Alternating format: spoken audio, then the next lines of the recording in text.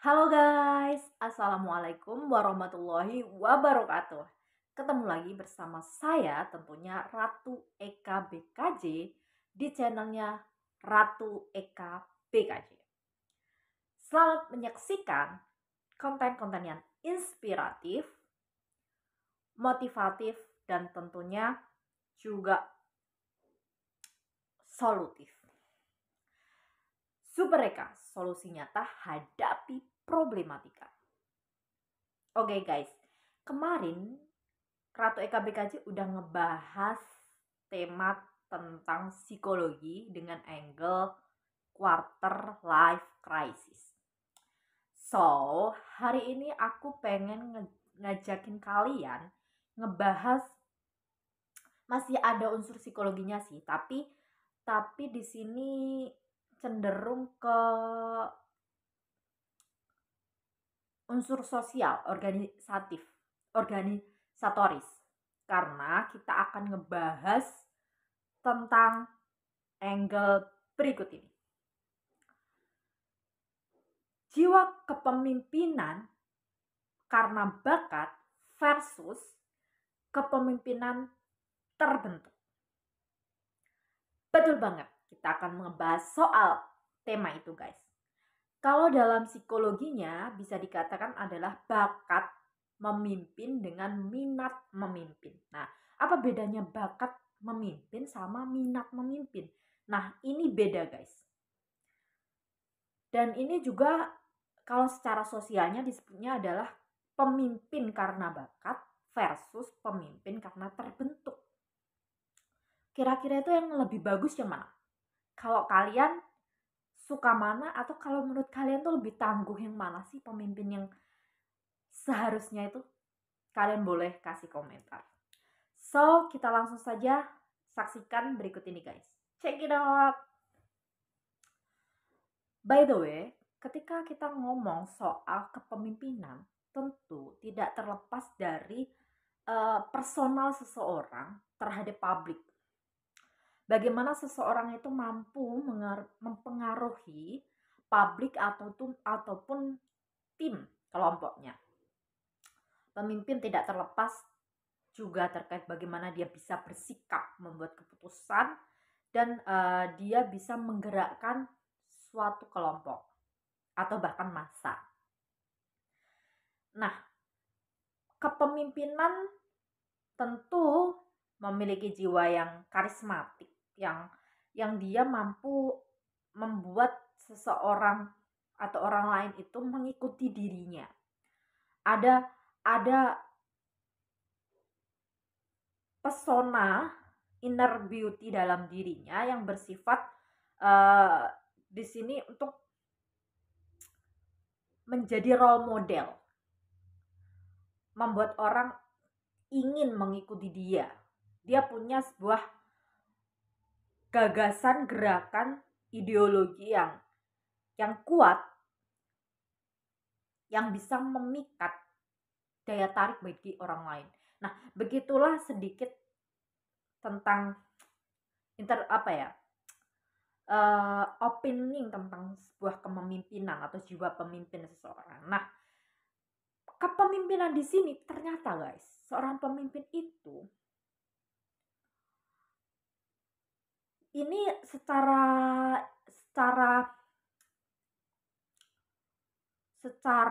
apa ya bahasanya, secara psikologis dia, personal life dia gitu ya, itu terbagi jadi dua guys. Jadi ini bukan tipe-tipe pemimpin ya, nanti beda lagi kalau tipe-tipe pemimpin. Ini adalah secara personal life dia itu tuh, kepemimpinan itu ada dua, terbagi menjadi dua, yaitu pemimpin yang karena bakat atau pemimpin yang bawaan dari lahir, karakter, versus pemimpin yang karena minat atau karena dibentuk.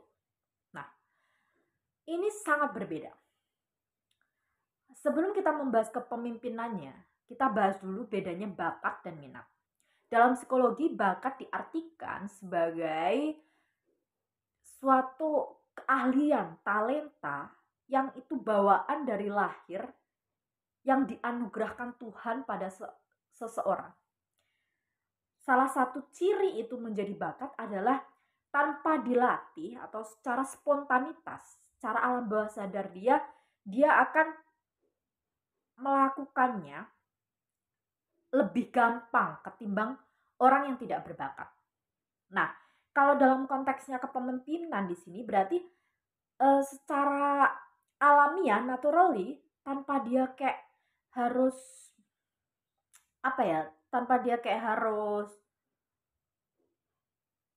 apa namanya ya? Harus minta pengakuan orang, dia tuh udah auranya, pembawaannya tuh udah wibawa gitu. Pembawaannya udah kayak nyungkani, kalau bahasa Jawanya tuh nyungkani gitu. Nyungkani itu apa ya kalau bahasa Indonesianya? Kayak kita kalau misal kata ini misal kata di dunia karir gitu. Kalau sama dia tuh kayak bawaannya kayak pengen segan gitu loh, nyungkan itu. Atau misalnya berteman. Itu misalnya kalau ketemu sama dia tuh kita kayak kayak nggak enak misalnya kalau kalau bersifat yang nakal di depan dia gitu misalnya gitu. Kayak berasa nggak enak, padahal kalau sama teman lain itu ya biasa-biasa aja misalnya kalau nunjukin kenakalannya misalnya, tapi sama dia kok kayak segan gitu loh. Jadi itu kayak orangnya nyungkani gitu, secara secara naturally dia tuh udah nyungkani gitu, tanpa dia harus kayak nunjukin dirinya atau tanpa dia harus kayak pengakuan publik, itu dia udah diakui gitu, udah orang udah secara naturally segen gitu sama dia gitu, atau bisa dikatakan sebagai karismatik, dia punya karismatik tertentu gitu. Nah, ini adalah bakat dalam konteks kepemimpinan gitu ya, jadi dia udah bawaan dari lahir seperti itu. Ada indikator-indikator lain yang tidak hanya itu aja, nanti kita akan detailin lagi. Lalu bedanya dengan minat apa? Tadi definisi bakat, sekarang definisi minat. Minat itu adalah suatu hal yang diinginkan seseorang, ingin ditekuni, itu akibat motif tertentu. Nah, maksudnya gimana? Maksudnya gini, misalnya kamu tuh sebenarnya nggak bisa, ini sebelum kita bahas kepemimpinan ya, sebenarnya kamu tuh nggak bisa atau belum bisa misalnya apa ya, bikin desain misalnya, kamu tuh sebenarnya belum bisa, nggak ada latar belakang buat itu gitu, tapi kamu kok ada motif tertentu itu karena misalnya tiba-tiba ada orang yang ngejek kamu gitu, eh misalnya gini, misalnya di kampus misalnya, atau misal di kerjaan kamu misalnya dikasih kerjaan desain tapi kamu nggak bisa gitu, terus kamu diejek misalnya tuh, jadi kamu gara-gara itu tuh jadi kayak pengen nunjukin aku juga bisa loh gitu, misalnya kayak dia ada motif untuk menunjukkan bahwasanya aku nggak seperti yang kamu bilang aku pasti bisa. Nah, walaupun dia sebenarnya nggak bisa sebenarnya, nah dia punya dorongan motif untuk kayak mempelajari gimana sih sebenarnya ngedesain itu kayak gimana sih, aku harus latihan nih, aku harus bisa nih, harus effort nih. Nah, itulah minat. Jadi minat itu orang bisa karena kebentuk, karena motif tertentu. Terus kemudian ada effort untuk melakukannya. Nah, ini minat. Nah, dalam konteks kepemimpinan di sini berarti dia itu terlahir misalnya sebenarnya nggak suka publik, nggak suka di publik, nggak suka untuk mempengaruhi orang, juga nggak suka. Terus juga dia sebenarnya juga nggak bisa ngambil sikap, sebenarnya nggak terlalu bisa untuk mengambil keputusan. Nah, tapi pada suatu ketika ada situasi, momentum yang membuat dia terbentuk untuk menjadi pemimpin, terbentuk untuk harus menggerakkan massa misalnya. Misal nih, suatu ketika dia misalnya di organisasi atau di pekerjaannya misalnya. Terus tiba-tiba katakanlah ketua umumnya atau manajernya misalnya tiba-tiba dia kena kasus korupsi atau tiba-tiba dia ngundurun diri. Nah, sama atasan dia, sama misalnya sama foundernya, kalau misalnya yang lagi dunia karir yang kerja, atau kalau di organisasi misalnya sama ketua umum, sama apa pembimbing atau pendiri organisasinya misalnya, atau sama ketua umum pusatnya misalnya, dia diminta untuk naik jadi ketua DPP misalnya, DPP sih, dari ketua umum di DPD misalnya gitu, dinaikkan karena situasi tertentu. Nah di situ awalnya dia sebenarnya jiwanya sekretaris mungkin ya awalnya ya, dia dia jiwanya lebih suka administratif mungkin kayak gitu, terus dia juga nggak terlalu suka untuk diikuti. Nah tapi karena suatu situasi yang membuat dia harus dinaikkan jadi ketua gitu, dia dibentuk, digembleng sama seniornya misalnya, terus dia juga terdesak untuk harus belajar bagaimana membuat keputusan, terus bagaimana harus berkompromi saat saat rapat, saat meeting. Nah dari kebiasaan itu maka dia kan akan terlatih gitu ya, akan terlatih untuk membentuk jiwa pemimpin, untuk membuat keputusan, untuk diikutin, untuk punya uh, untuk punya apa namanya ya, untuk punya jiwa yang bisa menggerakkan, mempengaruhi orang, kan lama-lama dia akan terlatih. Kemudian dia sendiri karena nyaman gitu pada posisinya itu, lama-lama dia juga punya motif gitu, punya effort untuk meningkatkan karismanya, meningkatkan speakingnya, meningkatkan cara cara dia mempengaruhi massa gitu, cara dia nyampein keputusan dia gitu. Nah ini pemimpin yang karena dia itu terbentuk. Oke, kita akan preteli satu persatu guys. Jadi pemimpin yang karena bakat dibandingkan versus pemimpin yang karena minat. Pemimpin yang karena bakat guys, kalau menurut saya itu lebih tangguh gitu ya. Ini perspektif saya. Jadi kalian mungkin punya perspektif lain, oke, no problem gitu ya. Kenapa saya mengatakan kalau pemimpin yang bakat itu tuh lebih tangguh? Nanti aku akan memberikan beberapa contoh-contohnya. Sebelum kita memberi contoh, aku mau ngasih indikator. Pemimpin yang berasal atau yang dia itu karena bawaan lahir gitu ya, karena bakat, naturally gitu, spontan, itu ditunjukkan sejak dia kecil sifat-sifat itu. Dalam hal sepele pun. Jadi dalam hal sepele pun dia tunjukkan. Salah satunya contohnya dia selalu mendominasi di sekolah ataupun bahkan di dalam hal kecil di lingkungan pertemanan pun. Contoh saat dia masih kecil, dia saat bermain selalu yang ngatur temennya. Kayak yang selalu punya ide gagasan terdahulu. Gagasan duluan gitu kok, terdahulu. Maaf guys, salah. Dia punya gagasan duluan gitu. Terus teman-temannya uh, terbawa untuk mengikuti gagasan dia gitu, mengikuti ide dia. Jadi dia selalu jadi orang yang mendominasi, menjadi orang yang kayak punya inisiatif terdulu gitu ya, duluan, punya inisiatif duluan, dan inisiatif dia itu uh, mempengaruhi orang lain gitu, membuat teman-temannya itu tergerak untuk ikut dia gitu. Ini bisa dikenali sejak kecil. Ini tidak hanya dalam hal di kelas saja ya guys.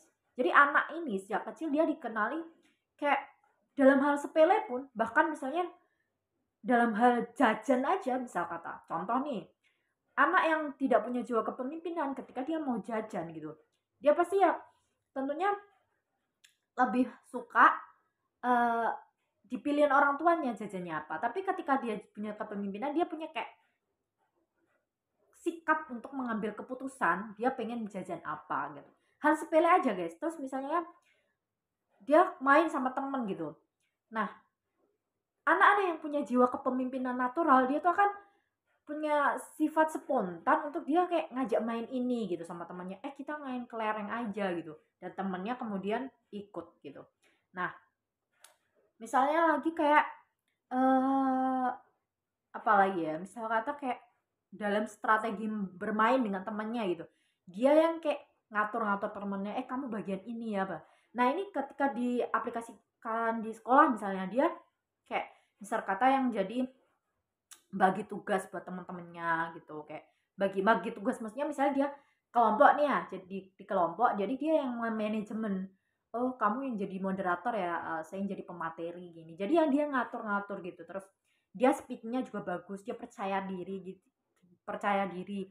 Dia kayak setiap kata dia gitu tuh selalu mencuri perhatian teman-temannya. Dia setiap kali berpendapat itu kayak kadang kontroversi, tetapi cenderung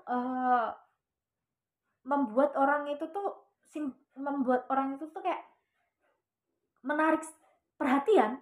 Tapi menarik perhatian itu di sini tidak harus selalu sepakat ya guys ya. Artinya di sini pendapat dia tuh bisa jadi kontroversi, yaitu uh, belum langsung diterima, atau bisa jadi langsung diterima tapi sifatnya itu orang langsung kayak apa ya, perhatian gitu loh, kayak langsung naruh oh apa ini gitu, kayak gitulah. Dan dia cenderung dikenal gitu, dikenal sama guru-gurunya, sama teman-temannya. Nah ini kalau dalam hal sepele. Kalau dalam hal urgensi ideologi, dia pasti punya mental-mental kritis, mental-mental untuk pemberontak lah kalau bahasa kasarnya. Kalau bahasa bagusnya kritis, dia punya jiwa-jiwa visioner, merubah tertentu. Misalnya ini kalau kepemimpinan dia punya sikap dalam hal kayak memperjuangkan kesetaraan gender, misalnya memperjuangkan tentang idealisme. Misalnya sejak kecil dia kayak ini pengalaman saya pribadi guys ya. Jadi saya itu sebagai pejuang gender, jadi perempuan yang kayak mendominasi itu enggak karena gara-gara saya dulu waktu kuliah itu usuludin, ataupun enggak karena gara-gara saya karir saya itu terjun di dunia yang cyberpreneur yang cenderung dunia laki-laki gitu. Enggak karena itu, tapi karena sejak kecil tuh saya memang kayak melihat sesuatu hal yang itu menurut saya tuh enggak adil. Kok perempuan di apa ya, kayak diberikan peran nomor 2 laki-laki kok kayak dispesialkan tuh udah memberontak. Makanya saya kecil itu terkenal jadi anak yang bandel. Jadi saya sejak kecil tuh contoh nih ya, dulu orang tua saya tuh sebelum terbuka tuh misal kata kayak melihat anak laki-laki katakanlah misalnya laki-laki, misalnya zaman dulu nih ya, zaman dulu kayak dibeda-bedain gitu anak laki-laki sama perempuan gitu. Kalau dulu tuh kayak saya contoh nih, kalau dulu lihat kayak anak laki-laki bangun siang gitu tuh dianggap biasa, tapi kalau perempuan kayak dimarah-marahin kalau dalam bahasa Jawanya tuh gini, cawe itu kok tangi awan gitu ya. Kalau dalam bahasa Indonesia tuh anak cewek kok bangunnya kesiangan gitu, kayak kayak gitu. Itu tuh saya udah memberontak, oh ini ada yang nggak beres nih. Kenapa harus karena laki-laki dan perempuannya? Kenapa laki-laki boleh lah, perempuan enggak? Nah ini saya pemikiran-pemikiran yang kayak gitu tuh udah sejak kecil tuh udah nggak cocok gitu guys. Terus ada banyak hal sejak kecil yang saya udah berontak gitu. Contoh lagi misalnya kayak kok melihat misalnya nih kita melihat saudara kita yang datang laki-laki kok dibikinin kopi, sedangkan yang tante-tante kita gitu ya, kalau di Jawa itu bude ya, bude, kok mereka yang ke dapur nggak dibikin kopi. Nah ini saya udah berontak, nggak sepakat gitu. Jak kecil tuh udah nggak. Atau misal kata kita punya saudara laki-laki kok misal kata dia bisa main di tempat kita di nyantai-nyantai gitu, tapi yang perempuan kok dia di dapur masak, itu udah saya udah berontak aja. Makanya saya sejak kecil itu tuh di apa ya, di apa, di keluarga ataupun di tetangga itu tuh biasanya ya nggak terlalu membaur gitu. Saya karena tipe-tipe yang kayak kritis gitu, sesuatu hal yang menurut saya nggak, saya itu tuh nggak setaraan gitu tuh, saya udah kayak bergejolak gitu jiwa saya gitu. Saya sejak kecil tuh udah bener-bener memperjuangkan, pejuang setaraan gender banget lah, bener-bener hal-hal yang itu menurut saya itu tuh diskriminatif itu tuh udah saya tolak gitu. Ada banyak hal misal kata kayak ngelihat misalnya kalau saudara kita laki-laki makan nggak cuci piring itu kayak dibiarin aja, sedangkan kita yang perempuan misalnya diomelin, itu tuh saya pasti jawab gitu, entah itu saudara saya, orang tua saya gitu, keluarga saya tuh ya saya jawabnya, tapi ya jelasin dengan baik-baik. Itu udah sejak kecil saya udah kayak gitu gitu. Kayak misal kata ya, kalau anak kecil kan pasti jawabnya masih yang sederhana-sederhana ya kan. Itu kalau di Jawa itu misalnya kayak misalnya Kang itu kenapa kok boleh kayak gitu gitu. ya pakai bahasa Jawa lah zaman dulu ya gitu ya. Intinya sejak kecil itu udah punya jiwa-jiwa memberontak gitu, jiwa-jiwa kritis itu tuh udah ada, udah idealisme itu gitu. Jadi itu kalau dalam hal ideologi. Kalau misalnya lagi dalam hal lain, kita lihat kayak misal kata kita melihat di sekolah misalnya, guru kita misalnya, nah ini saya sejak kecil nih udah punya jiwa pemberontak ini guys. Selain di terkait kesetaraan, yaitu terkait kejujuran. Jadi misal kata nih, kita lihat di sekolah kok ada iuran tertentu, suruh iuran gini sama gurunya gitu ya. Tapi program iurannya tuh nggak ada. Itu saya di sejak kecil itu tuh udah dengan hal-hal yang kayak gitu tuh udah risih gitu, udah berontak. Dan saya biasanya tanyakan langsung. Itu saya masih SD guys. Saya masih SD itu udah berani tanya ke gurunya, kepala sekolahnya, gara-gara ada tarikan yang programnya tuh nggak ada gitu. Jadi intinya jiwa kepemimpinan yang itu tuh benar-benar bawaan dari lahir, dia tanpa dibentuk. Bahkan kadang itu dari lingkungan terdekatnya saja, entah itu keluarga, orang tua, ataupun guru, temennya, terkadang itu mungkin berseberangan dengan dia, tapi dia tetap kukuh dengan prinsipnya gitu. Jadi orang yang dia punya jiwa kepemimpinan yang karena bakat, natural ya gitu ya, dalam kondisi apapun, bahkan dengan orang terdekat dia, itu dia tetap berprinsip. Nah ini mungkin ada yang tanya gini, nah itu kan cuma sama ini misalnya sama saudara, orang tua, temen, guru, dosen, dan sebagainya. Coba kalau udah pacaran misalnya, pasti nggak kayak gitu. Jangan salah guys, kalau orang yang jiwanya pemimpinan, cinta apapun sama orang yang dia sukai, pasti lebih cinta dirinya. Ini saya udah ngalamin bener. Saya tuh zaman-zaman saya remaja ya, bukan remaja sih ya, pokoknya intinya sebelum 25 ke atas itu, dulu di bawah 25 tahun saya punya pacaran tuh, saya tuh nggak pernah lama gitu, pasti karena memang saya tipikal orang yang logis gitu. Kalau dia nggak bisa nurut sama saya, ya udah gitu, pergi aja gitu. Saya nggak, orangnya nggak terlalu pakai perasaan gitu orangnya. Saya tuh nggak pernah pacaran lebih dari 3 bulan dulunya, karena memang apa ya, saya tuh orangnya keras gitu. Kalau nggak cocok sama aku, ya udah gitu, selesai aja gitu. Pokoknya cuek banget lah gitu kalau soal percintaan gitu. Suatu ketika aku pernah pacaran, punya pacar gitu, yang aku benar-benar punya apa ya, sayang lah sama dia gitu ya. Itu yang mana sebelumnya aku tuh nggak pernah pacaran tuh sampai setahun, itu nggak pernah. Pasti bentar-bentar, seminggu putus, 5 hari putus. Pokoknya emang keras lah aku tuh orangnya gitu ya. Pernah pacaran sampai setahun. Nah, walaupun saya itu cinta tuh, sayang sama dia gitu ya, jiwa kepemimpinan aku tuh nggak pernah luntur guys. Jadi jangan pikir kalau orang yang jiwa kepemimpinannya tuh karena bawaan lahir, jadi ketika dia jatuh cinta itu dia bakal luntur, enggak. Kalau dia jiwa kepemimpinannya atau prinsipnya itu luntur gara-gara cinta, itu berarti kepemimpinan dia itu tuh gak natural. Ini saya udah alami ya. Dulu saya pas pernah punya pacar yang saya pacarannya tuh karena cinta emang kan. Itu setahun, itu tuh saya tetap menjadi perempuan pemimpin yang mendominasi, yang keras.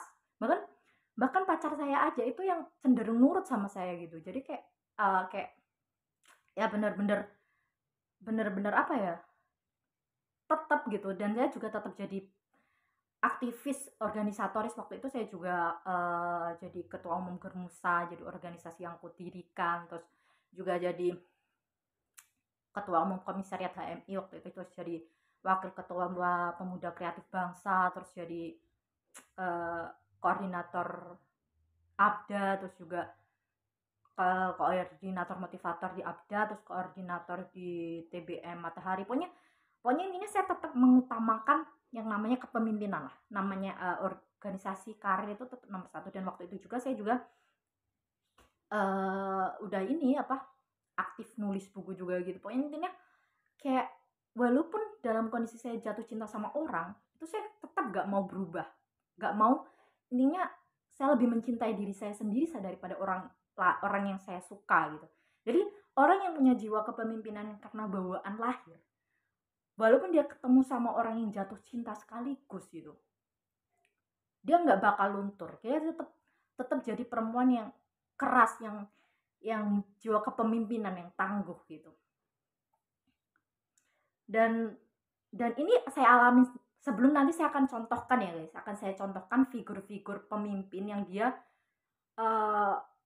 sampai dia sudah nikah, sudah dewasa, sudah jadi tokoh sekarang, itu konsisten jiwa kepemimpinannya itu tetap ada. Nanti akan saya contohkan. Ini saya mau contohkan dulu diri saya. Kenapa? Karena saya ingin berkata sesuatu hal itu selain dari teori dan dari fenomena orang lain, contoh tokoh-tokoh, saya juga ingin memberi kalian itu sebuah experience, pengalaman pribadi gitu. Pengalaman pribadi seorang Ratu Eka Bikaca itu seperti apa gitu. Jadi kembali lagi guys, sesuai teoritisnya tadi, yaitu bahwasanya bakat itu adalah suatu hal yang memang sudah spontanitas, naturally. Jadi kalau sesuatu itu datangnya dari bakat, dalam kondisi apapun, sama siapapun, dimanapun, dia akan tetap berprinsip memegang jiwa kepemimpinannya itu. Sekaligus bahkan dia ketemu sama orang yang suka lah, sayang, baper, apalah ya, dia pasti nggak akan tergoyah jiwa kepemimpinannya itu. Dia tetap jadi pemimpin, baik itulah perempuan, baik itu wanita maupun laki-laki, yang mendominasi gitu, yang jiwa pejuang gitu guys. Nah, oke, tadi apa aja guys indikatornya? Satu tadi, kita ulang ya guys, kita ulang biar ingat. Kalau jiwa pemimpin dari bakat itu tadi, satu, dia secara spontan bahkan sejak kecil itu punya karisma, atau dia cenderung diikuti sama orang. Terus dua, punya inisiatif. Ini sejak kecil guys ya. Tiga, dia kritis, pemberontak sejak kecil. Sesuatu hal yang nggak idealis, nggak adil, nggak kesetaraan gender itu udah resah lah, udah gelisah. Nah ini tingkat orang menyalurkannya beda-beda ya guys. Kalau aku dulu sejak kecil ya emang orangnya tuh belak-belakan gitu ya. Kalau nggak cocok ya udah nanya gitu, ngomong gitu. Tapi ada orang yang secara aplikatifnya beda. Mungkin ada yang aplikatifnya dengan cara dia cuman resah aja di pikirannya, di hati dia, tapi dia mungkin belum eksekusi gitu. Kalau saya udah sampai bener-bener sejak kecil itu tingkat udah nggak cocok ya, eksekusi gitu. Terus apa lagi ya tadi indikatornya? Bentar guys, ingat-ingat ya. Terus kemudian dia punya prinsip. Nah, dia punya prinsip yang kuat gitu guys. Terus berikutnya dia bisa mempengaruhi orang lain. Terus dia punya gagasan tertentu, ideologis. Nah, berikutnya dia tangguh atau berprinsip saat tadi sih sebenarnya ya. Jadi dalam kondisi apapun dia tuh continue itu tetap menjaga prinsipnya itu. Dan bahkan sama siapapun lah, dia tetap nggak goyah gitu. Nah, itu sudah muncul jiwa dia sejak kecil. Dan itu akan continue sejak dia belum sekolah, sampai SMP, sampai SD, sampai S1, bahkan mungkin S2, atau dunia karir, sampai dia menikah, sampai dia apa, itu dia continue orangnya kayak gitu. Continue dia bener-bener karakternya itu tuh melekat sebagai orang yang bener-bener mendominasi. Nah ya tadi belum saya sebutin ya guys ya. Berikutnya indikatornya juga dia selalu mendominasi. Dia selalu pengen terdepan. Dia selalu pengen kayak orang yang ngikutin apa namanya ya, keputusan dia. Jadi dia punya power lah bahasanya guys ya. Dia punya power. Jadi dia continue jadi orang yang punya power. Ini dalam kondisi apapun. Bahkan ketika dia nggak punya uang. Nah ini jiwa kepemimpinan yang benar-benar real bakat. Kenapa saya mengatakan itu? Saya sendiri juga punya experience, guys. Saya pernah di suatu ketika saya benar-benar gak punya uang sama sekali, dan saya cuma mengandalkan Allah semata. Dan amazing, masya Allah, gitu, alhamdulillahirobbilalamin. Kalau orang-orang secara umum kan mikirnya ya, orang kalau udah nggak punya uang atau apa itu kan mungkin nggak punya teman atau nggak diikuti orang atau gimana. Tapi tidak, guys, alhamdulillahirobbilalamin, saya dalam kondisi apapun, baik dalam kondisi lagi di atas gitu ya, lagi jaya-jayanya, lagi kondisi lagi mungkin di tengah stabil, ataupun bahkan lagi kondisi down pun, bahkan entah secara apapun gitu, alhamdulillah gitu, saya tetap diberikan sikap yang baik, bahkan juga tetap saya merasa kayak dihormati tetap kan dalam kondisi tidak punya uang sama sekalipun. Itu yang saya alami, itu benar-benar real saya alami. Tapi memang kalau itu tuh harus ada unsur ini juga, kita memasrahkan dan kita menyadari betul bahwa talenta apa yang kita miliki itu tuh titipan Allah. Jadi ketika kita itu benar-benar menyandarkan hidup kita kepada Allah, guys ya, salah satunya juga tentang kepemimpinan, itu Allah itu kayak seolah-olah memancarkan cahayanya ke kita dalam kondisi kita di situasi apapun itu. Orang tetap segan walaupun dalam kondisi kita nggak punya uang gitu. Bahasanya kayak gitulah. Intinya orang yang punya jiwa kepemimpinan naturally dari Allah gitu, dari bakat gitu ya, dari Tuhan yang Maha Esa gitu, itu dalam situasi apapun, dalam situasi dia akan tetap menjadi orang yang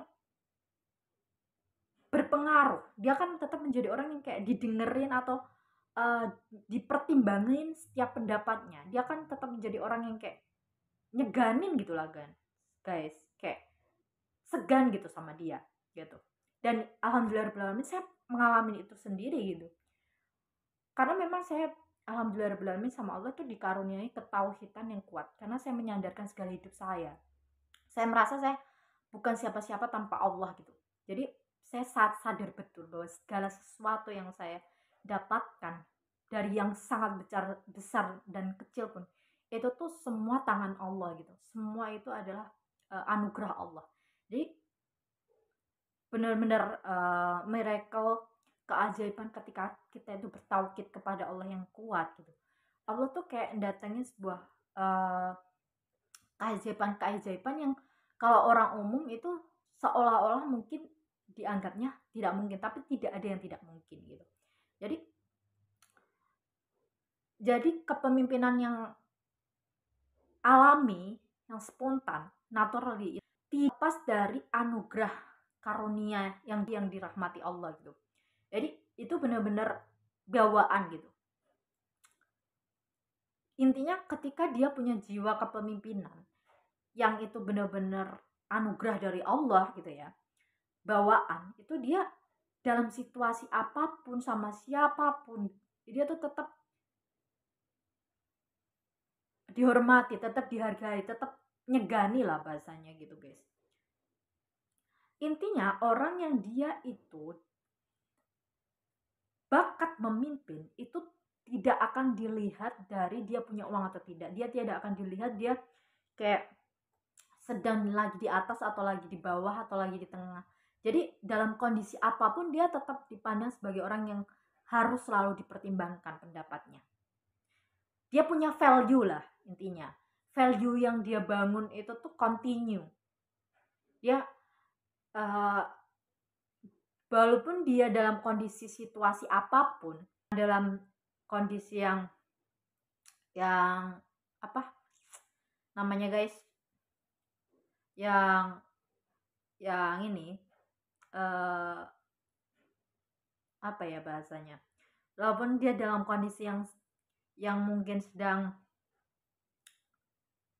bukan down sih, apa ya bahasanya, yang lagi ya mungkin yang lagi ya down sih ya, bisa dikatakan yang lagi down pun dia tetap kayak memancarkan diri sebagai orang yang selalu dipertimbangkan gitu pendapatnya gitu. Jadi dia selalu tanpa kayak tanpa menyombongkan dirinya pun dia kayak keberadaannya itu tetap dicari, itu keberadaannya itu tetap dianggap gitu. Nah, itu adalah jiwa kepemimpinan, bakat kepemimpinan yang benar-benar bawaan. Jadi bakat kepemimpinan. Indikatornya itu ya guys ya. Jadi dia punya mendominasi secara kontinu dalam kondisi apapun. Yang semua itu dianugerahkan oleh Allah Subhanahu wa taala. Oke guys. Ini berbanding terbalik dengan kepemimpinan yang terbentuk. Tadi kan kita sedikit sudah mengulas ya guys ya, kepemimpinan terbentuk itu. Cirinya adalah dia karena situasi tertentu yang membuat dia harus membentuk kepemimpinan, atau karena motif tertentu, misalnya dia tiba-tiba punya keinginan pengen jadi ketua misalnya, atau pengen jadi pemimpin gitu ya. Nah, orang-orang yang dia menjadi pemimpin bukan karena bawaan dari lahir gitu ya, bukan dari bakat tapi dari minat, itu cenderung dapat berubah suatu saat, suatu ketika motif dia itu udah hilang, atau ketika situasi yang mendesak dia untuk memimpin itu tuh udah nggak ada. Jadi dia akan luntur seiring berjalannya waktu gitu. Dia akan kembali kepada karakternya. Karena kalau dalam psikologi itu orang ada yang namanya watak atau bawaan. Nah, jadi bakat memimpin itu juga bisa dimasukkan juga ke dalam salah satu bentuk watak atau karakter. Jadi kalau orang menjadi pemimpin itu bukan karena watak, bukan karena karakter, hanya sekedar sebagai sifat. Nah, sifat sama karakter itu beda ya kan ya, guys ya. Kalau di psikologi, sifat itu masih bisa dirubah. Karena sifat itu sesuatu hal yang terjadi karena berulang-ulang, karena behavior yang diulang, karena stimulus plus respon. Kalau di teorinya Maslow ya, di psikologi itu ada teorinya Maslow, itu ada teori stimulus plus respon. Jadi ada yang membuat stimulusnya gitu ya. Ada suatu hal yang terstimulus, terus orang itu merespon, kemudian diulang-ulang lah tindakan responnya itu. Nah, terus kemudianlah jadi sifat. Tapi kalau watak karakter itu tidak guys. Jadi watak karakter itu benar-benar sejak dia kecil itu udah wataknya kayak gitu.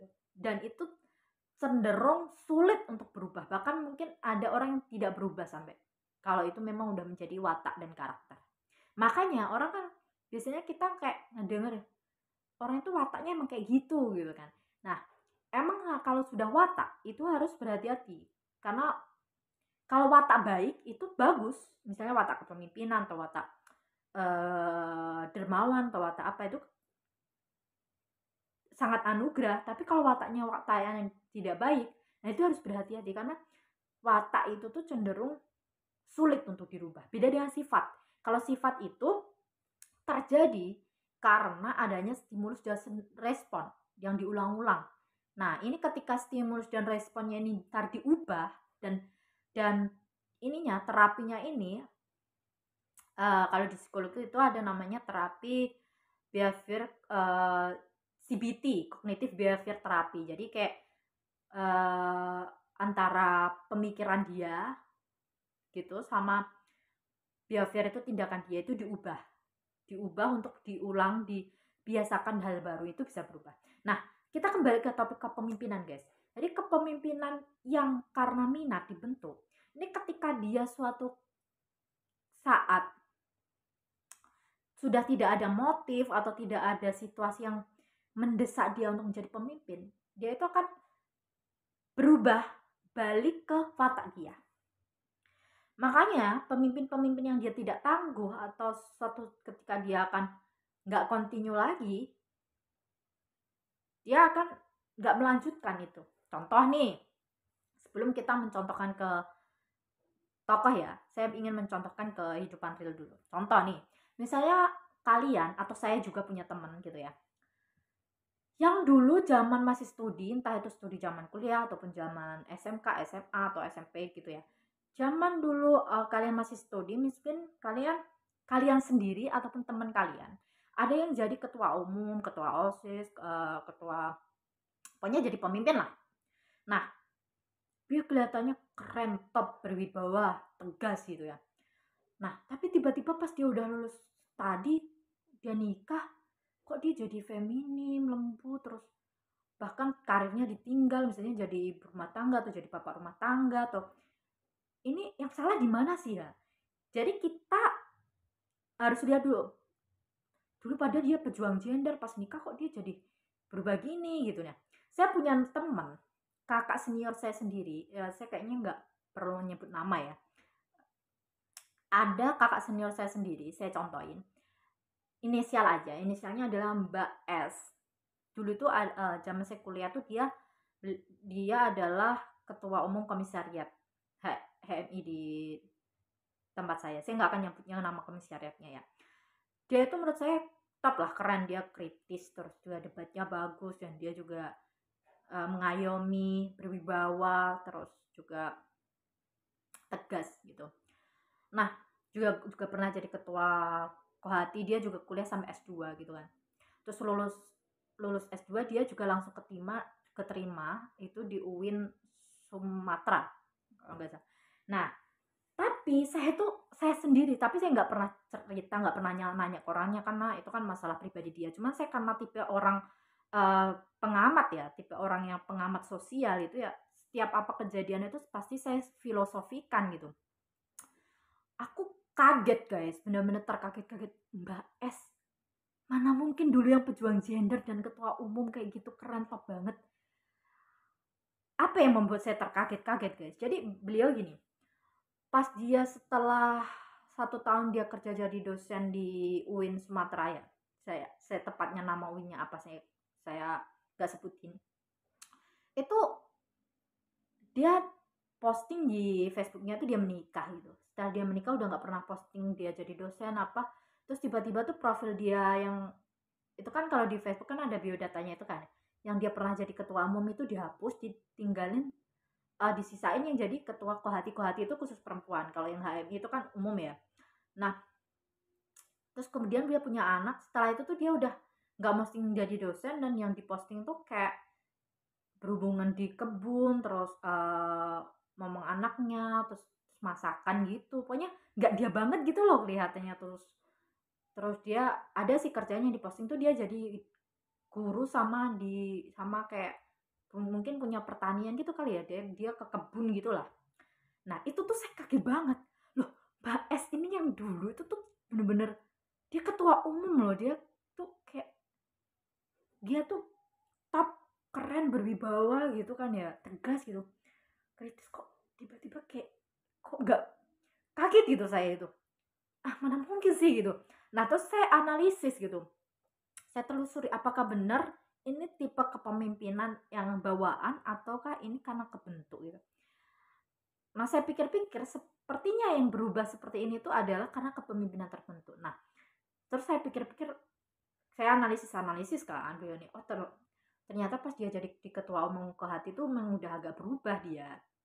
Dia udah nggak setegas pas jadi ketua umum komisariat gitu. Kohati kan khusus perempuan ya. Dia udah sering dandan, terus dia juga cara ngomongnya juga udah nggak terlalu kritis. Dia udah yang dibicarain juga tentang make up.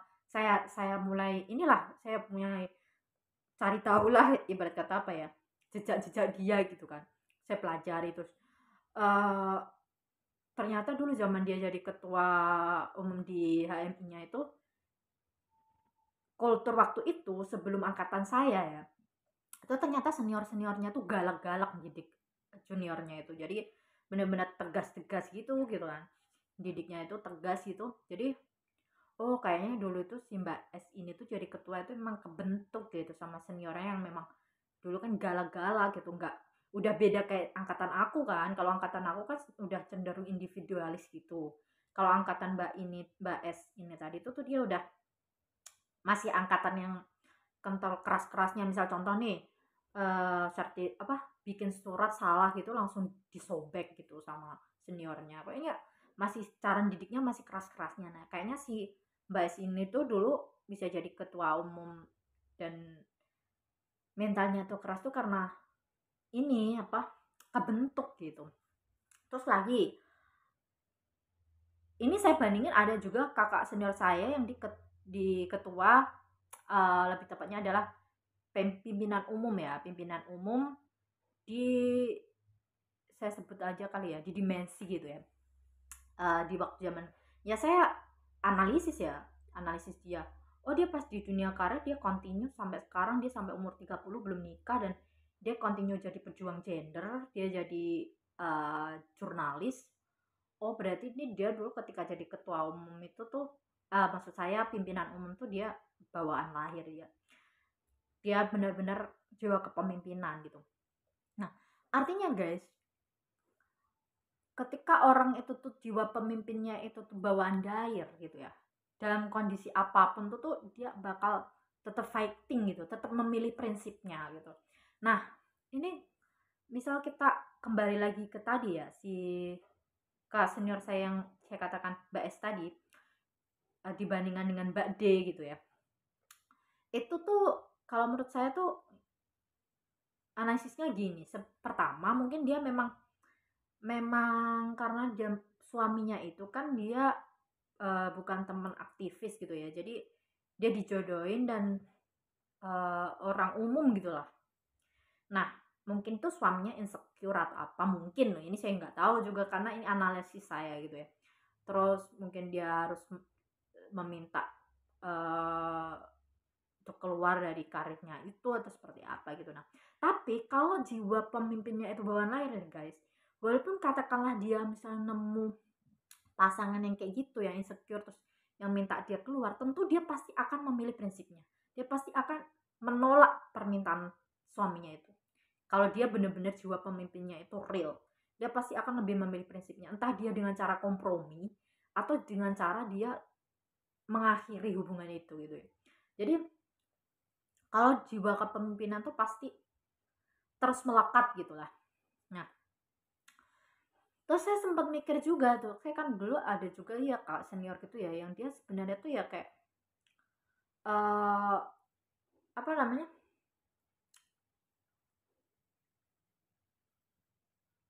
yang berbatar, misalnya yang kayak sebenarnya dia dulu zaman studi misalnya dia sebenarnya cuma sekretaris gitu kan, pas dia kayak jiwanya juga nggak terlalu, ya namanya jiwa-jiwa sekretaris kan biasanya cenderung kayak agak nurut gitu kan ya. Nah, itu tapi karena dia kayak menikahnya dengan orang yang sejak awal itu dengan temen organisasinya, sejak awal juga dengan kayak apa namanya, ngerti dia dari nol perjalanan karirnya itu, jadi sampai dia menikah pun itu justru karirnya itu tuh terus meningkat gitu ya, paling tidak nggak turun lah gitu ya, walaupun stuck gitu kan. Jadi intinya guys, ini agak agak melenceng dikit ya, agak melenceng dikit.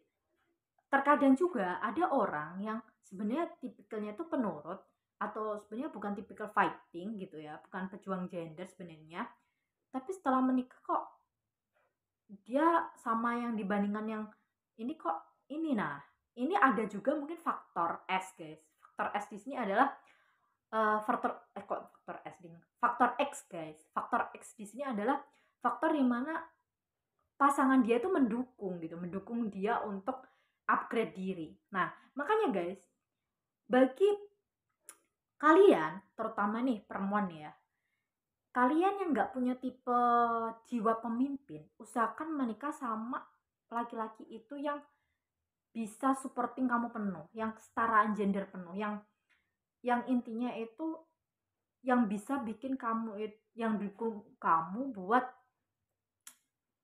ngembangin value-mu, yang dukung kamu buat upgrade diri gitu. Ya contohnya seperti Mbak yang saya katakan, Mbak U tadi ya. Tadi inisialnya belum saya sebutin, Mbak U. Mbak U tuh sebenarnya dia tipikal kayak agak nurut gitu ya, tipikal sekretaris lah. Tapi dia nikahnya itu sama temen organisasinya, sama pacarnya yang dia tuh bareng dari nol gitu. Dia sahabatan dari nol gitu karirnya itu. Nah, ketika dia menikah, justru karirnya tuh lebih bagus gitu ketimbang si yang saya katakan Mbak S tadi gitu. Nah, artinya bagi kalian yang tipe-tipe bukan pemimpin gitu ya, itu usahakan untuk mencari faktor X. ketika mengubah kehidupan, entah mengubahnya itu dalam hal ketika sudah menikah ataupun ketika pindah tempat, itu carilah faktor X. Ya salah satunya faktor X itu misalnya pendamping kalian gitu. Misalnya suami gitu ya, cari suami yang benar-benar kesetaraan gender, yang supporting, yang bisa bikin value kamu meningkat gitu. Tapi kalau bagi kalian yang jiwa-jiwa pemimpin, saya pikir sih walaupun ada tantangannya ya, pikir sih kalian pasti taklukin. Kalau pasti akan lebih fighting untuk ngelawan itu gitu. Kalau misal ketemu sama awal-awalnya pasangan kalian mungkin insecure atau kayak gimana.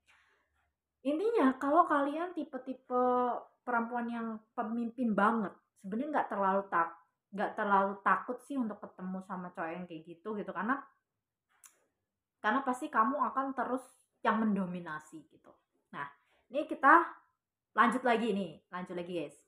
Ini saya udah nyontoin teman-teman yang saya ketemu gitu. Sekarang saya mau nyontoin tokoh perempuan pemimpin yang dia walaupun sudah nikah pun dia tetap jadi pemimpin yang top, yang hebat, yang andal, yang karismatik, yang berpengaruh, yang diikutin masa yang besar.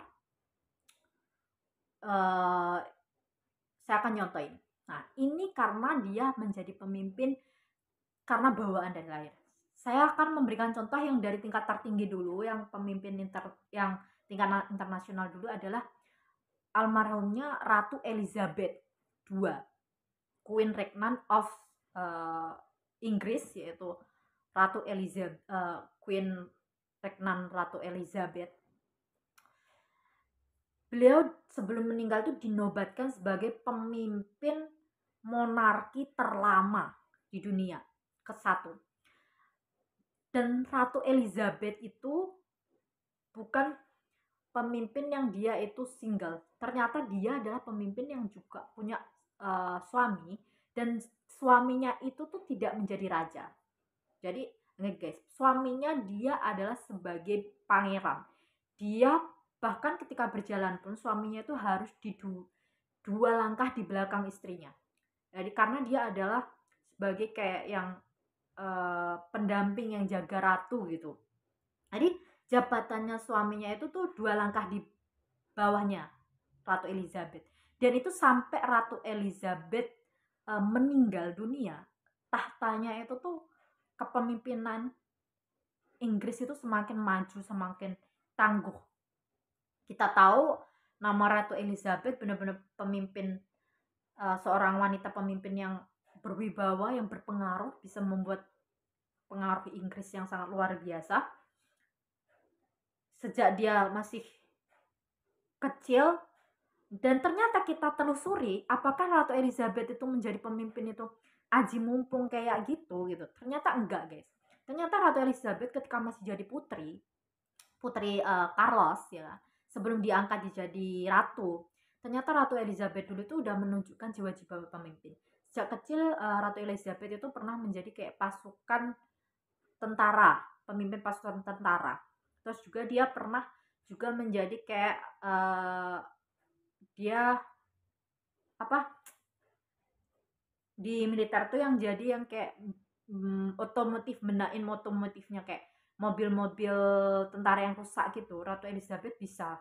Bahkan Ratu Elizabeth juga menjadi salah satu pemimpin wanita yang dia berani kayak mengendarain mobil tentara sendiri. Saya pernah baca profilnya. Jadi ternyata Ratu Elizabeth itu sebelum jadi ratu, belum diangkat jadi ratu pun, ketika masih jadi putri, dia itu sudah menunjukkan jiwa-jiwa ketangguhan sebagai perempuan. Nah, gitu guys. Terus selain Ratu Elizabeth, kita akan turun ke Indonesia. Kita sudah nggak asing lagi, pasti kenal yang namanya Megawati Soekarno Putri. Nah, mungkin dari kalian ada yang kontra, ada yang suka.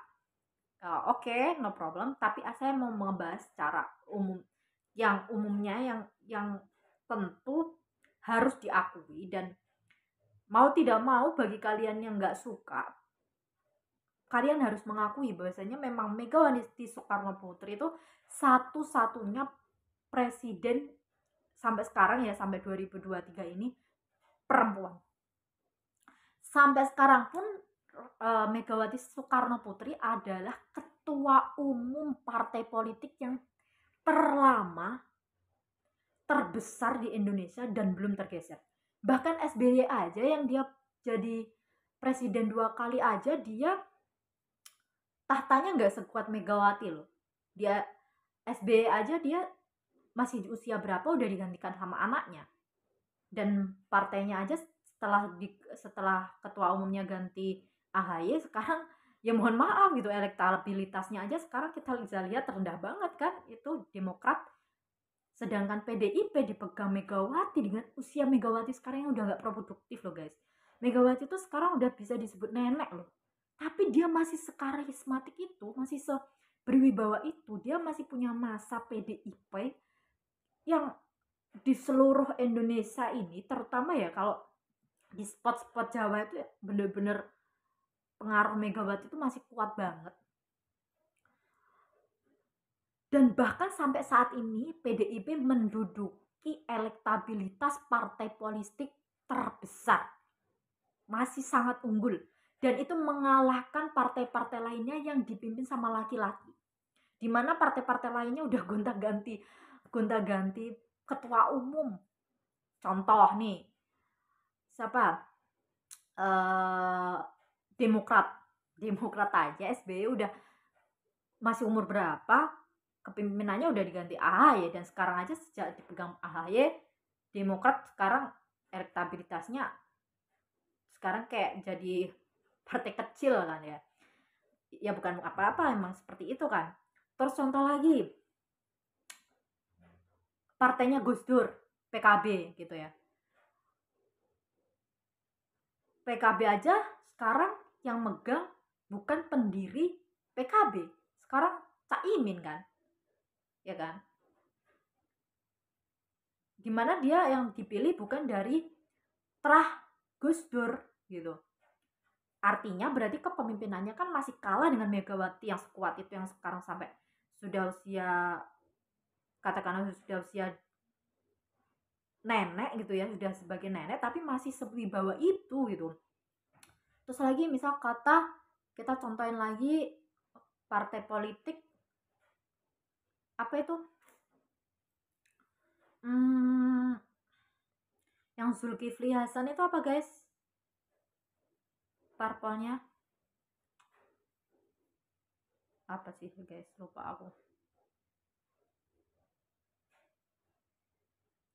lupa guys, bentar guys. Yang itu aja pendirinya itu dia udah nggak di situ, dia udah diriin partai sendiri, partai Amanat. Amanat apa mana ya, Amanat ya nggak salah ya. Siapa sih yang itu loh guys. Intinya saya ingin mengatakan bahwasannya kepemimpinan yang dia didasarkan terhadap bawaan lahir, bakat, itu pasti sekuat itu gitu. Contohnya seperti Megawati, sampai sekarang bahkan dia sebagai, bukan hanya di kalangan perempuan, bahkan di kalangan laki-laki pun Megawati masih menjadi sosok ketua umum paling karismatik dan pengaruhnya paling besar, masanya paling besar, dan elektabilitas parpolnya masih paling tinggi. Sekarang kita akan melihat biodata Megawati. Apakah Megawati itu kepemimpinannya kayak gitu tuh aji mumpung nggak sih gitu? Ataukah benar-benar sejak lahir bawaan? Kita akan merujuk Megawati sejak terlahir dari anaknya Soekarno. Tentu dia akan terdidik dengan ideologi-ideologi yang ditularkan dari bapaknya gitu, dari bapak bangsa kita gitu. Kemudian kita akan lihat di biodata dia saat dia kuliah. Walaupun Megawati nggak lulus ya, nggak sampai lulus kuliah ya guys, tapi dia pernah masuk di universitas. Ternyata Megawati saat dia masih zaman di kuliah pun dia tuh sudah jadi ketua umum GMNI, yaitu gerakan mahasiswa yang berafiliasi dengan PDIP. Dan ketika dia sudah memutuskan untuk nggak menyelesaikan perkuliahannya, dia aktif di partai politik, dia sudah menjadi wakil ketua umum di PDI yang versi dulu ya. Terus kemudian yang terjadi pemberontakan itu, yang perpecahan PDI terpecah menjadi PDI sama PDIP, itu ternyata yang versi PDI awal, yang itu ketuanya laki-laki, kalah guys.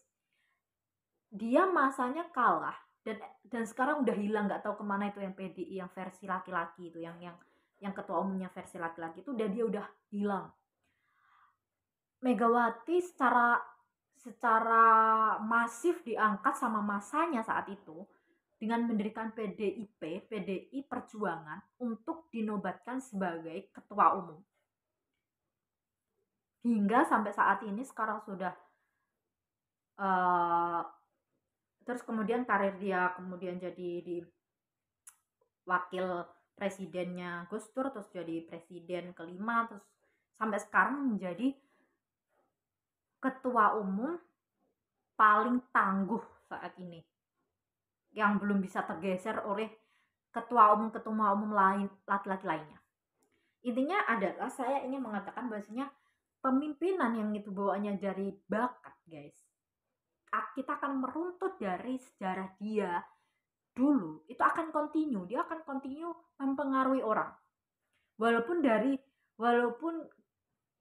dengan segala kontroversi yang ada mungkin ya. Nah, sekarang kita bahkan ketika Megawati sudah menikah pun, dan dia sebenarnya menikah juga bukan sama laki-laki yang grade-nya di bawah juga enggak loh guys.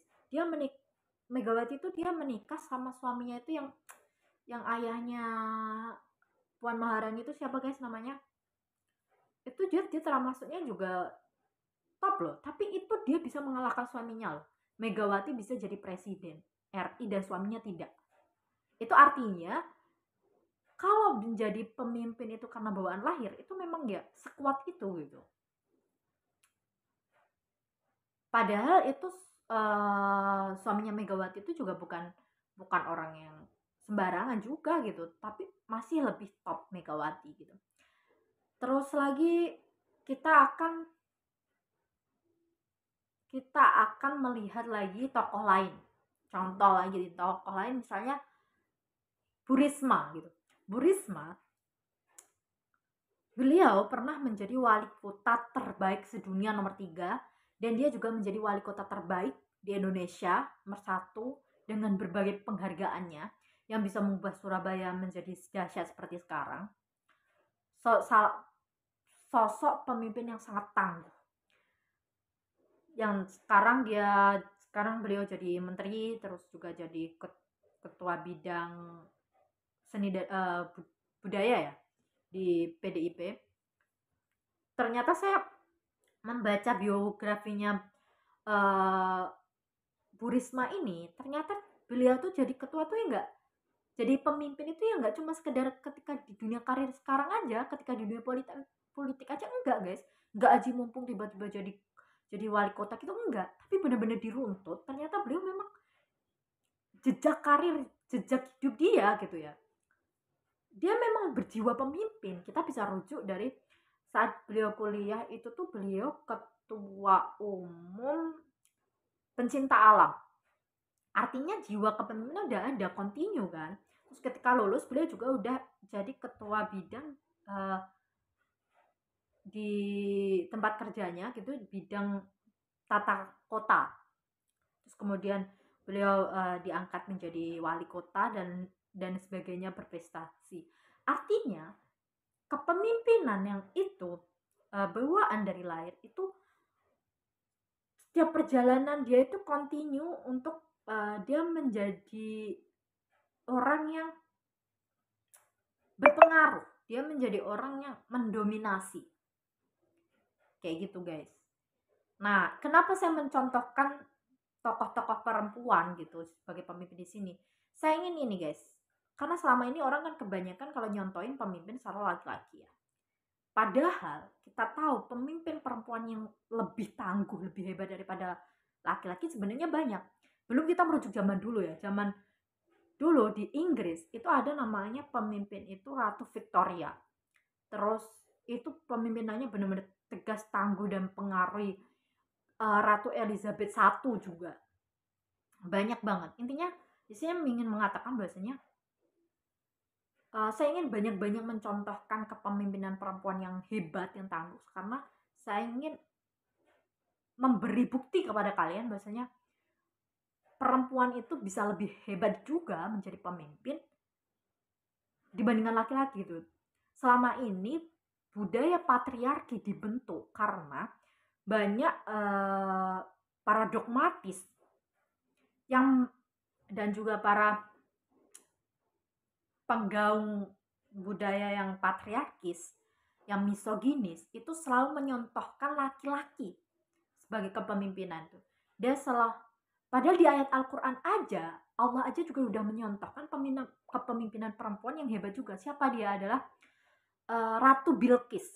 Ratu Bilqis adalah seorang pemimpin kerajaan hebat dan berwibawa. Bahkan ketika dia berkompromi dengan Nabi Sulaiman itu, dia masih menggunakan cara-cara yang strategis dengan mengirim surat dan lain sebagainya, memberi. Jadi jiwa kepemimpinan itu, guys, kita akan kembali, ada bukan karena gender, ya, bukan karena dia itu laki-laki punya jiwa pemimpin, dia perempuan, bukan, tapi jiwa kepemimpinan itu akan ada pada siapa saja, entah dia perempuan maupun laki-laki, itu dengan dua faktor. Faktor pertama adalah karena bakat, yaitu anugerah Allah, bawaan dari lahir, atau faktor kedua karena dia minat, artinya karena dibentuk karena motif tertentu. Bedanya, kepemimpinan yang dia berasal dari bakat, bawaan dari lahir, dia akan tangguh, kontinu pada setiap perkembangan hidup dia itu. Dia menjadi orang yang selalu memiliki pengaruh, selalu dipertimbangkan pendapatnya. Dia kontinu mempertahankan prinsipnya.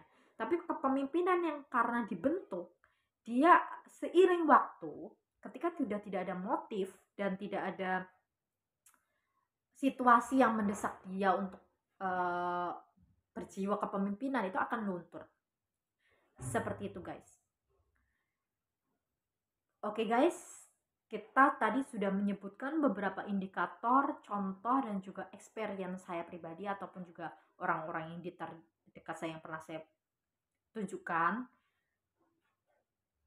Semoga ini bisa menjadi informasi terbaru buat kalian yang solutif, motivatif, dan tentunya membuka paradigma kalian, membuka mindset kalian untuk bisa lebih terbuka. Bahwasanya penting untuk mengukur diri kita atau orang lain, apakah kepemimpinannya itu berupa bakat atau berupa minat. Penting juga kita untuk mensosialisasikan contoh-contoh bahwasanya telah terbukti banyak perempuan-perempuan juga yang lebih hebat dan lebih berhasil menjadi pemimpin ketimbang laki-laki. Karena selama ini kita selalu dicontohkan kepemimpinan laki-laki. Kita harus mulai bisa mencontohkan perempuan-perempuan yang sudah hebat menjadi pemimpin besar di dunia maupun di Indonesia. Oke, guys, mungkin itu saja dari Ratu EKBKJ. Semoga ini bermanfaat buat kalian semuanya.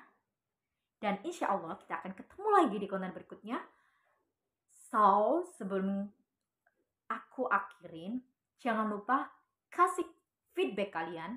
Kalian bisa kasih komentar, like, subscribe. Yang terpenting adalah aku ingin kalian ngasih feedback dalam bentuk pendapat kalian.